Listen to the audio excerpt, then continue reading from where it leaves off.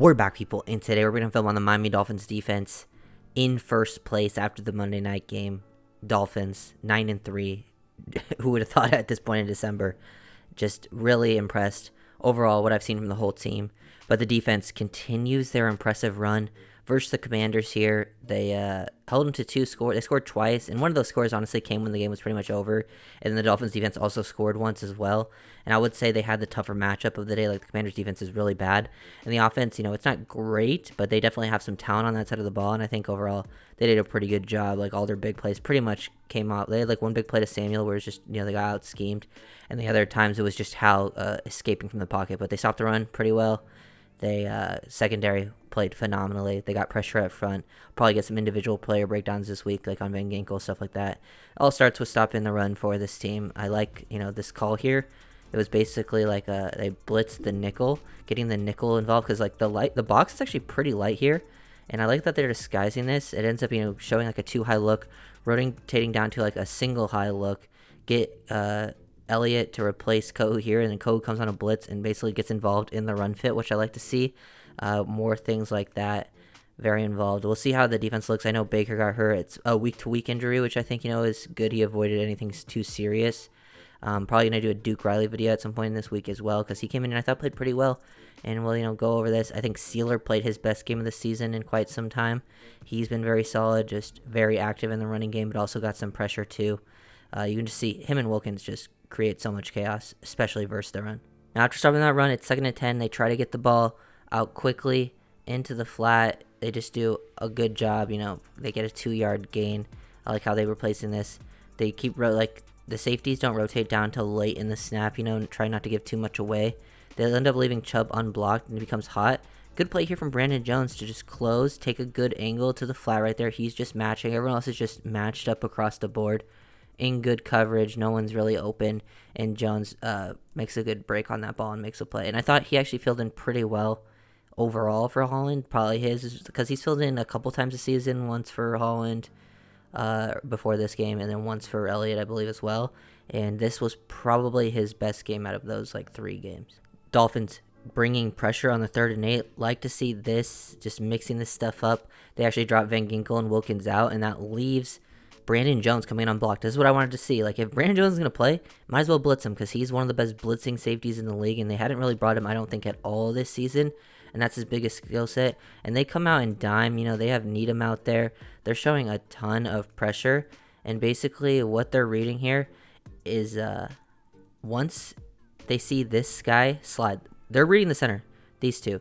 They see everyone's pretty, the interior guys are reading the center. Once they see this guy slide to the left, these two drop out into coverage because they think, they're going to have that extra guy. But even doing that, Brandon Jones still comes free.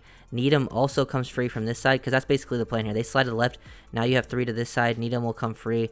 One person could come free from this side. The running back can only really choose one, and he's not able to really get to Needham until super late.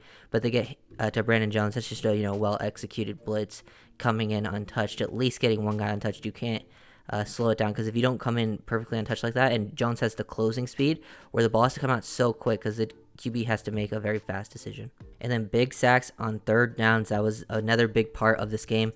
I don't think they even credited Van Ginkel with this sack, which is an absolute shame. It should have been forward progress, stopped him right there, but then I think they give the sack a half to Chubb, half to Sealer. But this is all just Van Ginkel absolutely dominating this rep.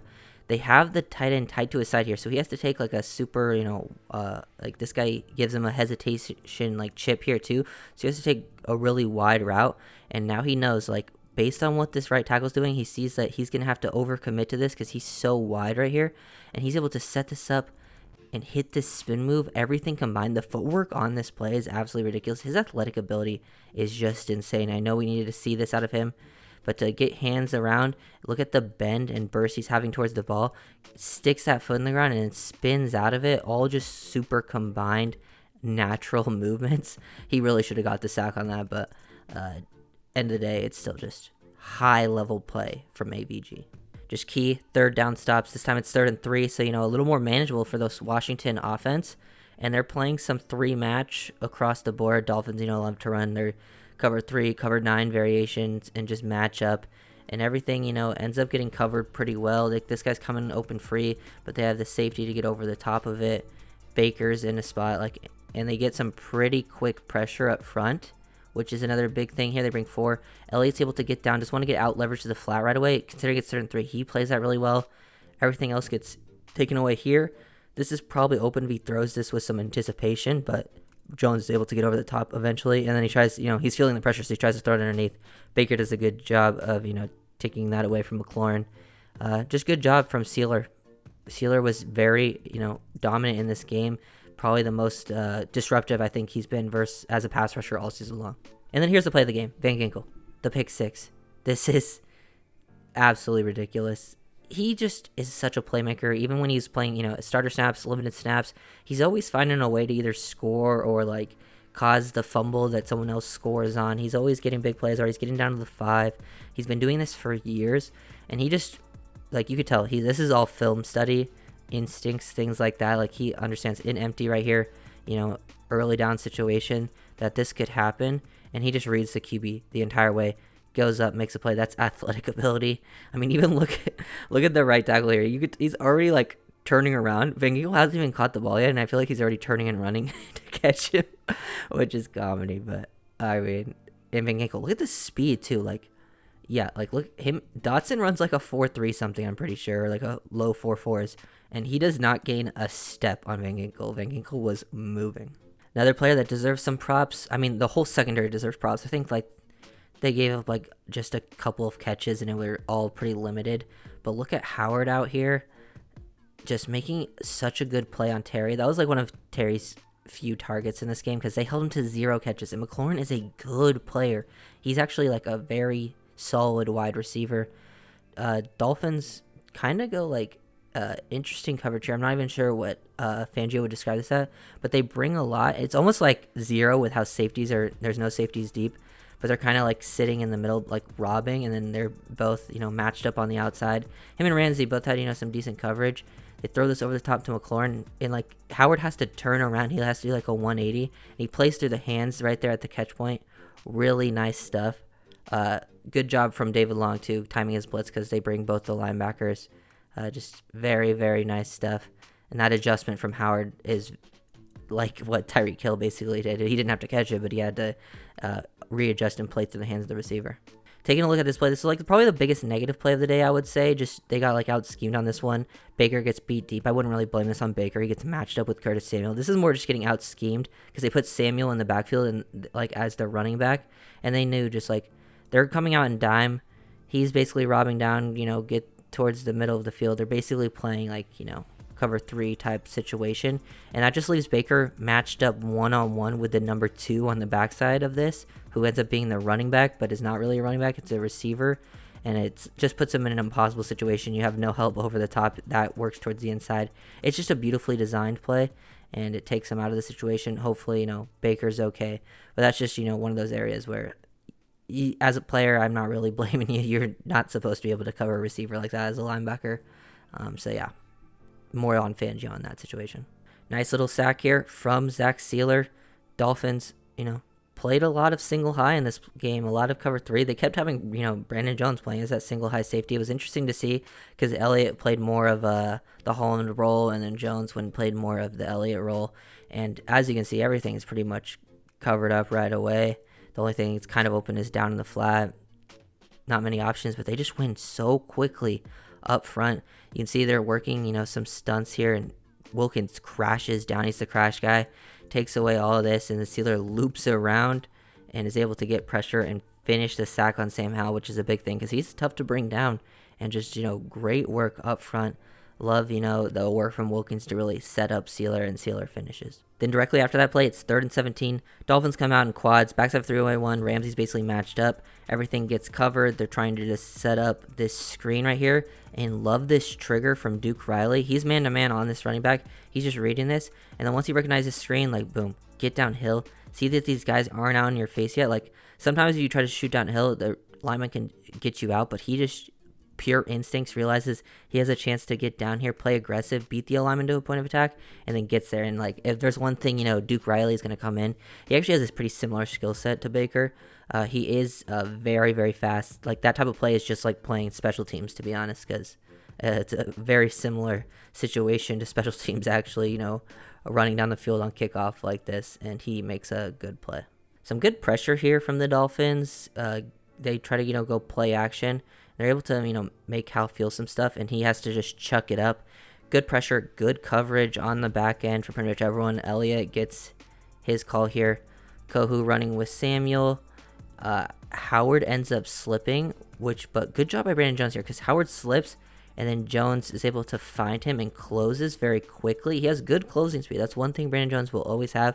If he has the, instincts to feel in coverage, which, I wouldn't say he's always been natural there, but he has the speed to close on stuff like that, so he gets in a good spot to make up for it. And then Elliott gets back over the top.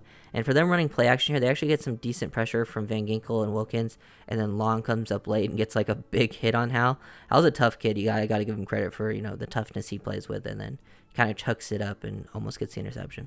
Really good run defense here versus this toss. They get Antonio Gibson to the outside and just want to really show how David Long plays this from, we'll look this from the end zone view. I do think, Ogba overall, like, I might get to an individual player breakdown in the week. I think he would have done a better job setting the edge. He did have a nice sack, which was good to see in this game, but he gets, this is such a good play from Long. Like, look at this.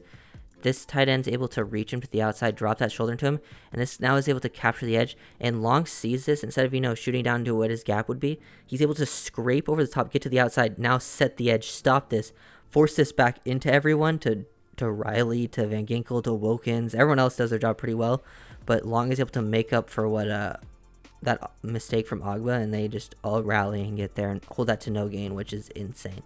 This is 3rd and 10, one of the last drives we're really going to break down here. A couple more plays left. Dolphins playing some more 3-match. They try to drop this down in the flat. Good open field tackle by Needham here. They're playing 2-by-2. Just matched up. Jones becomes the robber. Everyone else just matched up. It's all just good coverage. Everything's taken away. Hal just throws it to the guy that's, checking and releasing out into the flat. They're getting some pressure on him as well up front very quickly.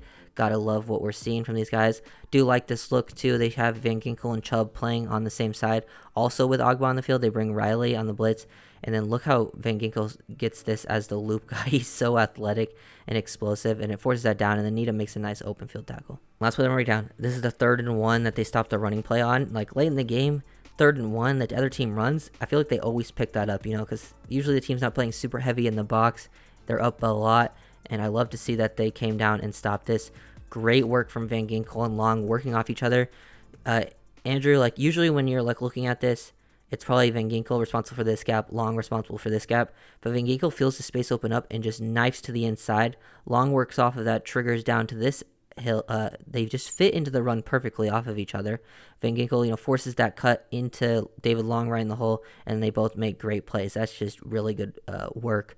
Van Ginkel is an excellent run defender. Long, that's where he makes his money. He's amazing there. Just all around, great work from the defense. I love to see this continued run. They're going to be very important to this team's success, especially down the stretch. They've, this was probably the best team win, I would say, since the Broncos game, and probably even better than the Broncos game, just because I think the defense played a little more consistent. It was a little more involved in this one, because the defense didn't even really need to do anything versus Denver. In this game, they got the pick 6. They had plenty of stops. They probably could have, had a couple plays they wanted back, but overall, very good game. And then the offense played extremely well, the best they've played in a week. So overall, love what I saw from the team. Feel good about going into the rest of the season. So if you guys really do, make sure to like, comment, subscribe, and I'll see you guys next time. Peace.